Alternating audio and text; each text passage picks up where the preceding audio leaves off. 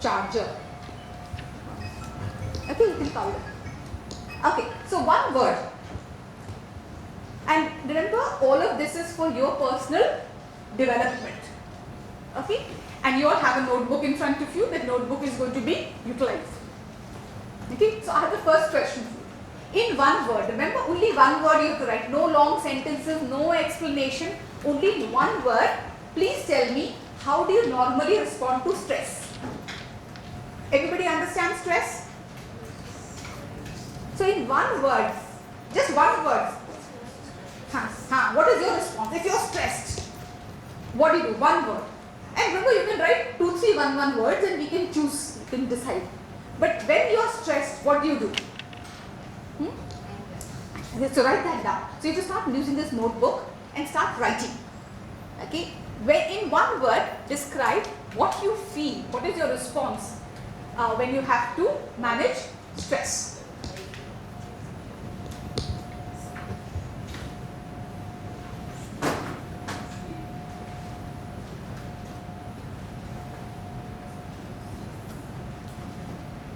Okay, Shakila, you've done? No, nothing. You've done? Bindu?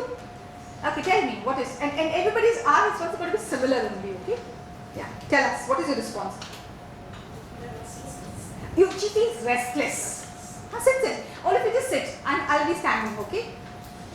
I'll do enough walking for everybody for today. So, restless. That is one thing. Okay? Can I use this board over here? Yes?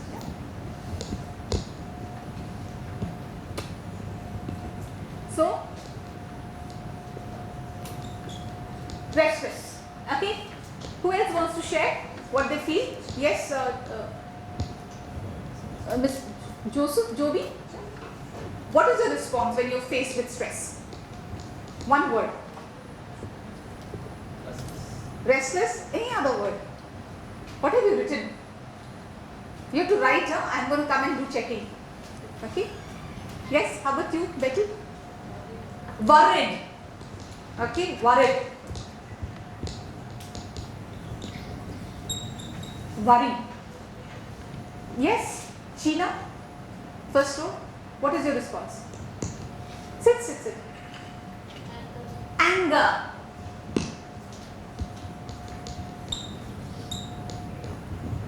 Yes, who wants to share now? Yes? Oh, I can't see your name. Last row over there. Yes. Anger. So how many people feel angry? Let's raise your hands. Stressed, we feel angry. Many of us will feel angry. Yeah. How many of us feel very restless, uncomfortable? Irritated. We feel irritated. We get worried. And how many of us just sleep off? Stressed? It will go. Let's sleep. When we wake up, there will be no stress. We avoid it. We go into hibernation. Now, is stress normal? Is it always around? Can we say there will be no stress? Can we control the stress around us? Then what can we control? Our response to it. And in this class, we try to focus on understanding why does it happen? Our response, not why stress happens. We know why stress happens. Okay, too much work, last minute deadlines, okay, family stress, children not hearing, financial trouble, could be anything, no? Anything can give us stress. Maybe even bad news if we hear, which is not focused on us, still we get stressed. We hear some war somewhere, something, we get stressed. Okay, and so, and this we can't. Today's modern life, you cannot avoid stress. The only thing we can work on is what could be our possible response to stress. Okay. So what is emotional intelligence then? And we looked at what is IQ, no? Cognitive. Okay. Emotional intelligence is all about feeling. Okay. So it's an ability. Ability is like what? Ability to spell, ability to do tables, ability to cook. It's a skill. Our ability. It's the ability to understand and manage our own emotions. First understand them and then manage our emotions. And additionally, we can understand, influence other people's emotions. Because we spoke earlier, no? You're managers now. It's not just about yourself, it's also about your team. You have to manage them as well. So it's the ability to understand and manage our emotions, but also to understand and influence. So if your team member, somebody who's joined a year back into a team, comes and is looking very stressed, can you understand why they are stressed? What is the level of their stress? And can you then influence them so that they're better able to manage their own emotions? That is what is EQ. And the good thing is, unlike IQ, which is kind of DNA based, like we don't have much role to play in it. We're just born like that. Okay? Our IQ is kind of based on birth. Emotional intelligence is a function of a skill, which means wherever you are today, you can become better. Wherever you are today, you can become better. It's a skill. It can be learned. But like any skill, it involves first understanding what is the ask, what you have to do, and then practicing it multiple times so that you become better at it, skilled. Right now, you will be a novice, at the entry level. Then you become a little bit better, and then you become an expert. And the only way to begin is by first understanding what is EQ, which is emotional intelligence. So can you, Ambili, where do you think you are in emotional intelligence? Good, bad, or let's say good, average, very good? Average. So after this class, what can I expect from you? You'll become good. Okay? Yes? Fancy Padmation, where are you right now in your EQ? Average. Okay? If something is very poor in EQ, we can also be poor, but we can't be good in everything. Okay? We might be poor. Okay? Or let's say we have needs improvement. Better word, no? Needs improvement. Okay? Wherever we are, we can go up. Okay? But what does it require? First, understanding, and then practicing. So we will first do our practice. Understand and manage our own emotions. So then we move to the practice of doing it with other people. Okay? So what is it? We want to get clear what is emotional intelligence, what it can do and what it can't do. So what can emotional intelligence do? Okay? If you can just start having last person read it out and just go one step by one step. You can read the first one. What is it? Understanding your own emotions. Your own emotions. Okay? So what are emotions? First question, no? Understanding your own. What is emotion? Yes? Feelings. Can you give me examples of emotions? Yes? Lovely. Any example of emotion? Sadness is an emotion. Sad. What is other emotions? Happy, sad, anger, restlessness, irritability. All are what? They're ultimately emotions. We spoke of that, no? So what are we doing with stress? We are having an emotional response to stress. We're not having a physical response to stress. Like suppose your arm is broken, then you have a physical response, which is a pain, because your bone is broken. But when we have stress, we are not responding from the physiology. We are responding from the emotion. So now, if you're feeling sad, what do you do? Okay, Mr. Raju, what do you do when you're feeling sad? Sometimes I listen to music. Listen to music. And what happens to you after you listen to music? I'll feel little better. Little better. It uplifts your mood. And moods are different, lighter versions of emotions. Okay, your sadness doesn't go away, but for the time being, you feel less sad. So, how about anger? When you're angry, what do you do? Go for a walk. Sorry? Move off the place. You excuse yourself. Okay, and then you think of something else, or you keep on thinking of your anger? Think of something else. You take yourself out from the situation and start thinking of something else. That works. So why cinema is so popular? Cinema and music and art and literature, they sustain, no? They have got no economic value, as they say, like STEM has, science, technology, but it has a purpose. So we feel, we go watch a movie, a cinema, we feel, for some time our mind is relaxed. That's why all the comedy movies run. But there also some cinema makes us think differently. We listen to music, all of us have different tastes in music, because what works with one does not work with the other one. But we do know what emotions are, no? Sadness, anxiety, we spoke of worried, anxiety, restlessness, anger, and so on. Yeah? So now you have to understand your own emotions. So how are you feeling? Just in your book, you don't have to tell me. Just write down how are you feeling right now.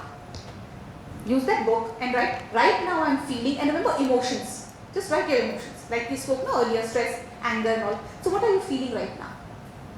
Write it down. Any emotion that come to your mind, which you think is representative of what you're feeling right now. How are you feeling right now?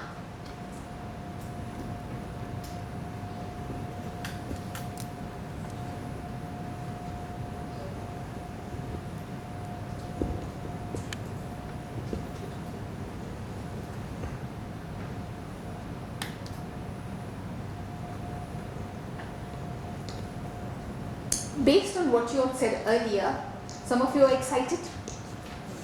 Okay. Some of you might also be little worried because you've got something else going on and you have to be here, and you will get phone calls from work or home. Yeah? But you have to start recognizing your emotion. What are you feeling right now? Can you name it? Can you give it a name? We gave it a name right now, no? We gave it a name. We said, oh, I am excited. Remember, emotion, only one word we have to write. I am anxious. Suppose this is a test or exam. Suppose this was a training where after which if you pass, you get your promotion. How you would be feeling? Anxious. Correct? Now we don't know what is, all our homes have always something or the other. Okay, that can also come in the classroom. That means it can also come to your workplace. We can't leave our emotions at home and come emotionless to work. We bring our emotions with us. They're like our baggage. You don't leave and say, oh, workplace, cut, emotions at home. No. Whatever our emotions are, we bring them with us to our workplace. So right now, also you brought your emotions with you to the training session. Okay. So first and foremost, understand your own emotions. Next, picking up on others' cues. Now, you have just come in, but I'll ask you a little later. In the end of the day, not right now. Do this exercise. Now you've sat with somebody across for the whole day. You're sitting with her, so on. Guess what could be the other person's emotion. Guess that. Guess what could be the other person's emotion. Because your ability to pick up on others' cues. Okay? Then managing your response and reactions to others. Now you've understood your emotion. Let's assume you're very excited. Okay? You've come home, you've got great news. And everybody at home is very busy. They don't have time for your excitement. Now, can you manage your response and reaction to others? If they're not showing you much, if they're not showing much interest, what can you do? If you have exciting news to give and your family is not showing interest, what happens to you? We feel sad, or we start getting irritable. We feel sad. We also like, what is this? Nobody has time. I'm doing everything for you. I'm going morning to evening working. I'm getting this, all the material things. I'm buying you things. This. I'm always there for you. Nobody's interested in my good news. Or you feel sad. You say, what is this? I mean, I can't share all this with anybody. You feel a little lonely. See? But can you manage your response? It could be, it's not that anybody wants to ignore you. Maybe something has happened at their workplace or in their school or college which is preoccupying them, it's worrying them. Maybe something big has happened. But they're unable to share right now. We ascribe all kinds of motives to other people. When we do something wrong, there's a reason for it, very valid reason. Huh? But when somebody does something wrong, they're all bad people. They don't like us. They're doing it purposely. Yes? As human beings, we do this. When we are doing something, which is not normal, we say no, it's a very good reason. No, this was happening at workplace, so I did it. But when somebody else does it, we are very quick to ascribe some motive to that behavior. So we are asking emotional intelligence to allow you to manage your response and the reaction to other people. Being appropriate in social occasions. What is the meaning of appropriate? When we say what? On the word appropriate, what do we mean? Act. What is required in a particular place? Socially acceptable behavior. Socially acceptable. We should be able to be appropriate in social occasions. Okay, you can't tell about you suppose you have a medical procedure. You can't go to a wedding and start talking to people about your medical procedure in detail. No? You can't. You can't say, oh, I had this, I had my knees were bad and I've got a knee replacement and they opened this. That is not the right appropriate social occasion for it. Okay? We have to develop relationships and we have to treat others well. We have to be very gentle with other people. We have to be kind. K-I-N-D. Small word, 4-letter word, kind. What does kindness mean? We've forgotten that word. Nowadays we don't use it. Kind. We have to be kind. This is what emotional intelligence can make you do. But it can't make you smart. It cannot increase your IQ. You cannot control other people. Abracadabra. Cannot do. Okay? You cannot manipulate others. And it's not about extroversion or introversion. You can't make you more extrovert. It can't make you more introvert. It can't change your personality. So don't expect these from emotional intelligence. But this is what is going to come should you want to make it better. Okay? So now, this is a quote from Aristotle. Okay? Anyone can become angry. That is easy. But to be angry with the right person at the right time and for the right purpose and in the right way, that is not within everyone's power and that is not easy. So we are not saying you will never become angry, but think of it. You're angry at something else and who person comes in front of you, you become angry at them. Not their fault. But we are feeling angry and whoever comes in front, we start becoming angry with them. Okay?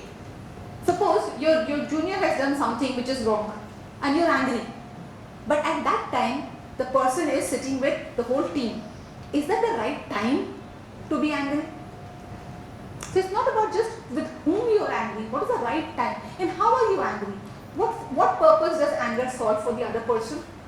If you're angry and they realize their mistake, then good. But if you're angry and they become demotivated, that is not good. So we have to keep this in our mind. Okay? So let's quickly, before we go to emotional intelligence, let's understand what is an emotion. Okay? We did that. Emotion is a feeling. So what I have over here is actually what, okay, I think I have a link. I think it's gone behind in the thing. I'll share that along with my PPT and all. It's basically a live link. It's a live. You can go to any emotion. You can put the cursor there. It'll tell you more about it. We have multiple emotions in our body, no? It'll tell you about it. But we understand what is emotion. Why is it valuable to understand what you're feeling? Why? If we don't understand how we are feeling, how does it harm us? Before you came to this class, you had not focused on your feelings. So what is the negative impact of not understanding what you're feeling?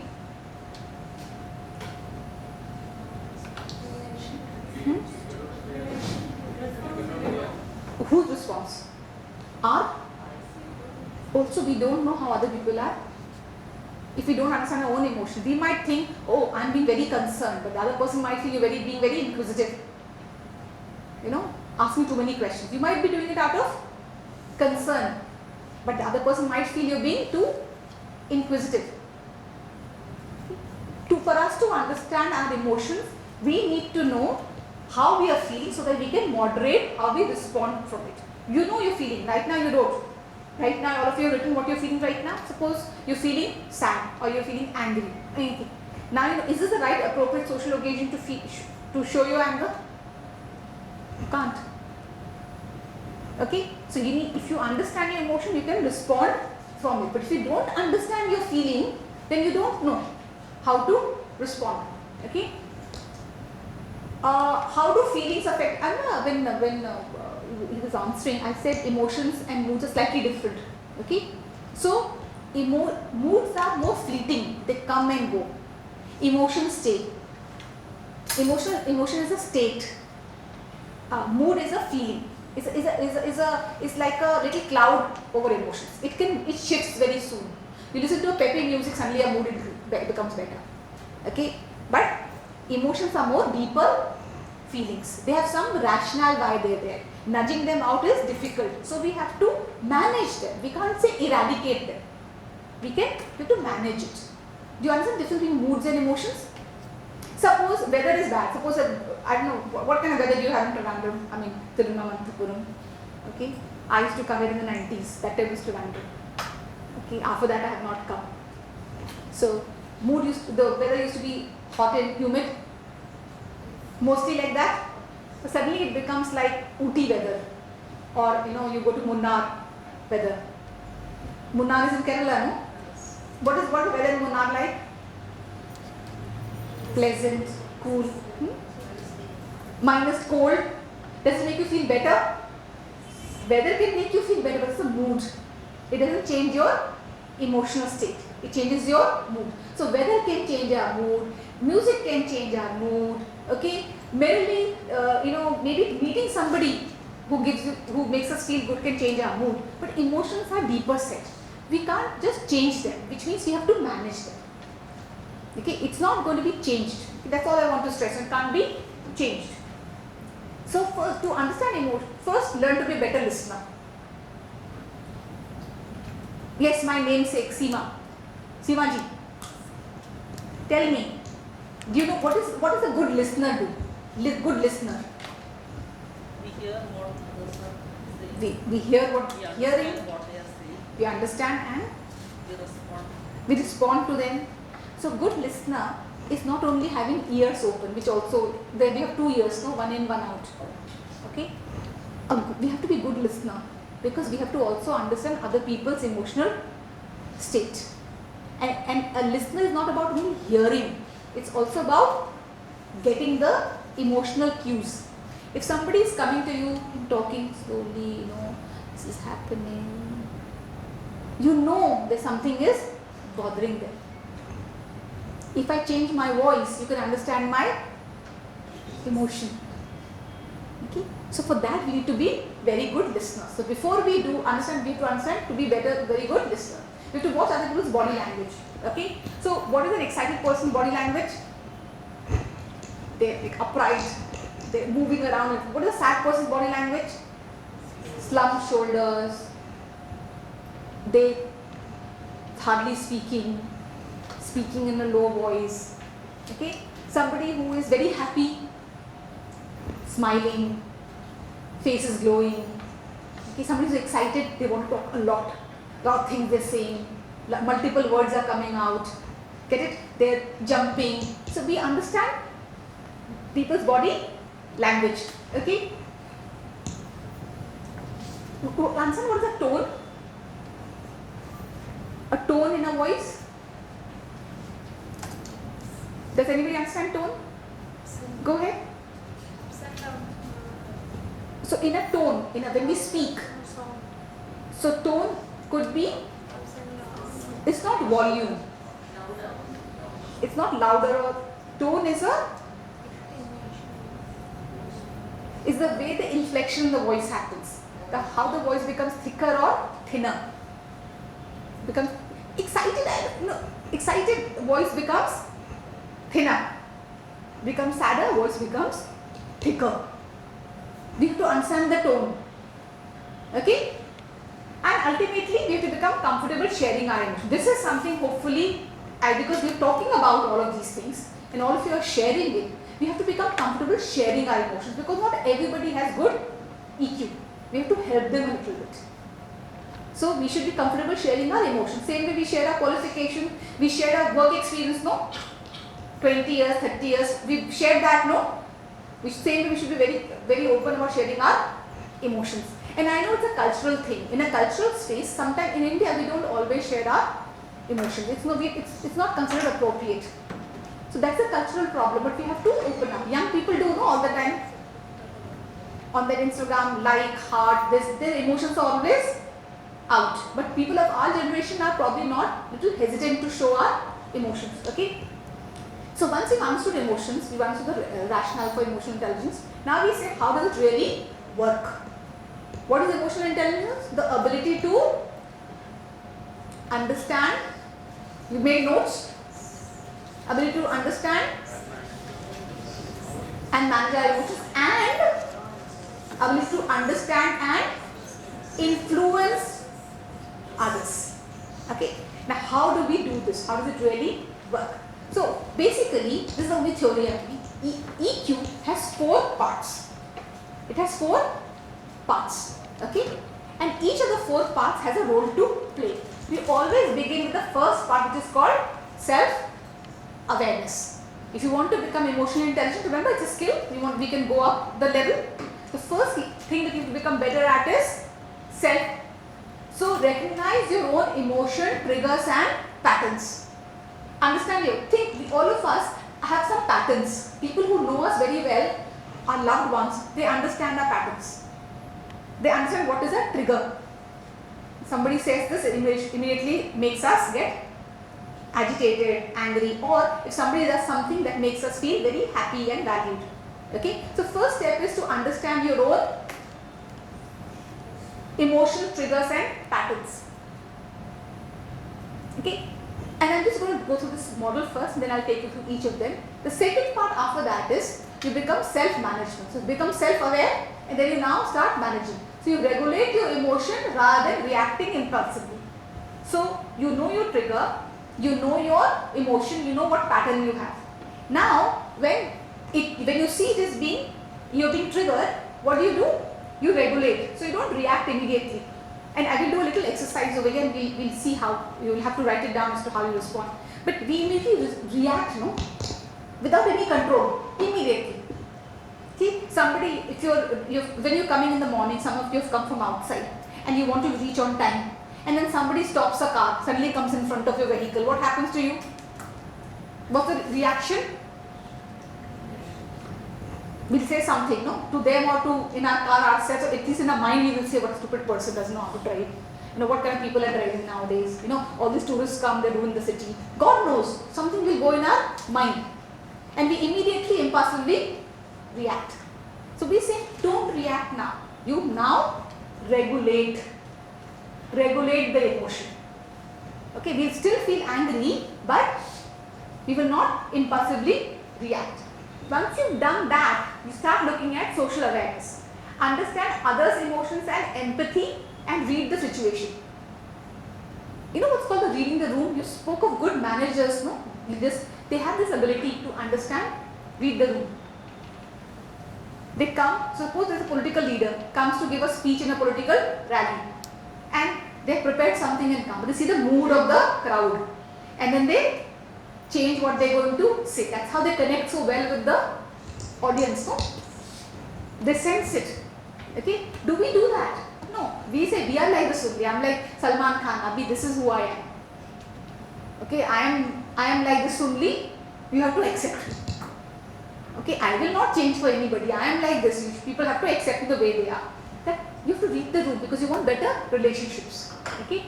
And ultimately handle interactions, communication, conflict effectively. Which means what? Every interaction we have to manage it effectively. Conflict is always going to happen. Conflict is not something that it will never go away because we have competing interests. Conflict will always happen. Different opinions, value systems. Conflict will always happen. But we must know how to handle it effectively. So if you do this 1, 2, 3, 4, we'll be very high on emotional intelligence. But where do we begin? Self-awareness. That's the focus area for us in this particular section. Okay. So emotional self-awareness will help you do emotional self-control. Suppose you are going into the boss's office, okay, and you've been irritated in the morning. Your junior has done something has happened. What do you do before entering the boss's office? We do emotional self-control. And I'll tell you strategies on it, how we can do it. But how do you do it? All of us have been angry, upset, but we know we can't go inside the office and show our. It's not going to be acceptable. Maybe we need something from the boss, we need a promotion, we need leave. Okay? So what do you do? Before going in, you manage it, no? What do you do? What do you tell yourself? There is a calm down. Will work, no? Or you go to a friend and you talk to, suppose you're very upset, you talk to somebody in the family first. Now we can talk no, on the cell phone. Earlier we were caught in the office, now at least we can call up somebody and feel better. But we do something, no? That is called emotional self-control. We adapt. If you start working on emotional self-awareness, you'll be able to do emotional self-control. It's not showing the screen. Adaptability. Okay? This is what it will allow you to do.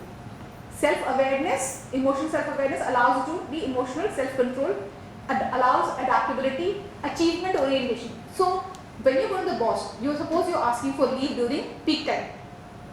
Achievement orientation. I have to achieve my leave. That is my focus. I'm able to manage my emotions better because I'm more aware about it. Because I know this emotion is not the requirement. Okay? Let's take another thing. Suppose you're in the field. Many of you are in the field. Okay, and you've worked in the field for a few years, and then you're looking at your current opportunity.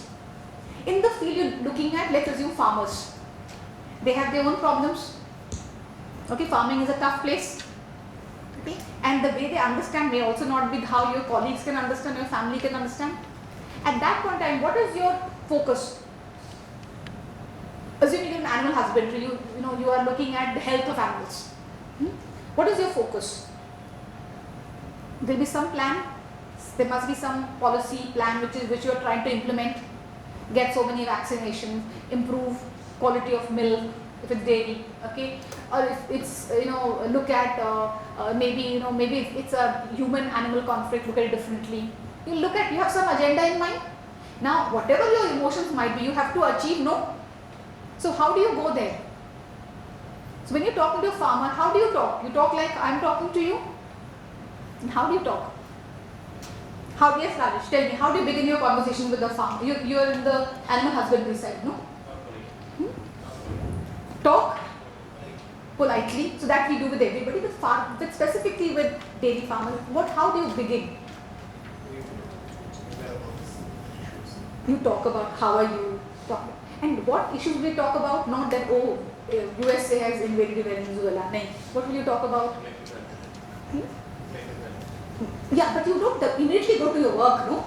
You generally ask local area, local issues, family. You will do all that, and then when you talk about animal issues also, you don't talk like how you were taught in your, in your education. But this is agricultural sciences or veterinary sciences. You were taught technical terms. You could directly go technical terms. So you understand. You're looking at achievement orientation. You understand the animal. Suppose a lot of sickness is happening. Milk quality yield has reduced. The farmer is upset, anxious. So what will you do? You try to tell them that, see, this is a problem, it can be solved. And then you will tell them whatever hard things they have to spend on it. It's not free always. Then that is a tougher decision, but you will begin by giving them hope. So we are already doing achievement orientation. But when you become social awareness, this is where you become in your role now as a manager. When you have social awareness, for that you need to build empathy. What is empathy? Can I have some hands over here? Volunteers? Yes, Anisa? Fitting into understanding things from their perspective. Living their life. Okay? So you're a farmer who's been only knows one thing, has little education. Okay? The only thing the person knows is how to raise cattle. And that is their livelihood. Whole money is invested, everything is there, family is involved. Now for them, if India becomes vegan and all, it's a problem, no? Vegan is what? We don't take any animal product, including milk. Then what happens? Suppose something spread like what was that, chicken flu, whatever it was called, something like that. They say it is spreading through milk. What happens? People abandon it. These are big issues for that person. So you have to start thinking, what does a farmer want? What would be of value to them? What is he feeling? What is his current state? Okay, rural India is developing, Kerala is much better in this than many other places. Having said that, there's still issues of migration, there's still issues of young people not wanting to do agriculture. Everybody wants to go to the cities, everybody wants to migrate young people. Those issues still are there. So start thinking from that person. What is important for them? What is their life like? You just start not from our place. Of course, what do you mean cattle are not vaccinated? Of course they have to be vaccinated. Don't you know this? This is our place. What is his issue? Should I give fodder or should I give vaccination? We'll give fodder. Then give vaccination. Depending whatever their issue might be. So you will have to start thinking from their issues. Okay? Or if a new person has joined your team. Like for the women. Now, women will understand family. Those of us, not all women have to have children and families, but if you are having, then you understand the issues of family demands. So maybe you are empathetic to other women, understanding that they have to also go back and take care of the family. Cooking is a primary responsibility, education, child care, old elderly care, all of those things fall on women mostly. So you empathize, okay? But men have other issues also. This many times the only breadwinner, which means the total financial burden is only on them. That could be an issue. It's too much stress inducing. Okay, so you have to even though we are not those people, you have to start thinking, what are they like? Without our prejudices and our issues. Okay, and if you do that, you can then start influencing people. That's what we want. Can you force people to work now? I can't. Do it or else. Doesn't work. At all. Young people, not at all. You have to influence them, to motivate them. They should feel like working. So that is what if you're able to do social awareness, empathy, you can influence, coach in conflict. And of course you have to understand organizational awareness. In your organization, what is the culture? What is acceptable, not acceptable? If you're doing this part of social awareness, you're able to become an inspired leader, which we aim to be. Okay, so moving fast. Now, quick exercise for you. Write down 2 or 3 common emotional triggers. What are emotional triggers? Moments when emotions escalate quickly. You're feeling sad, suddenly become like morose, like end of the world.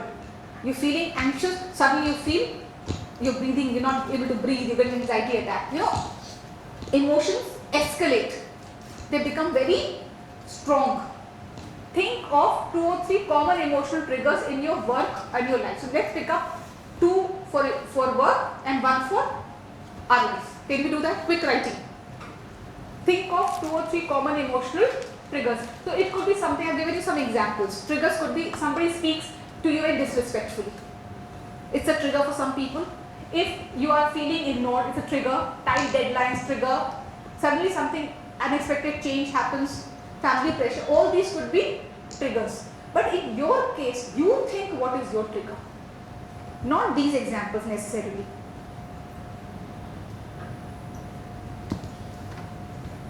Not these examples, okay? Just think of 2 or 3 common emotional triggers.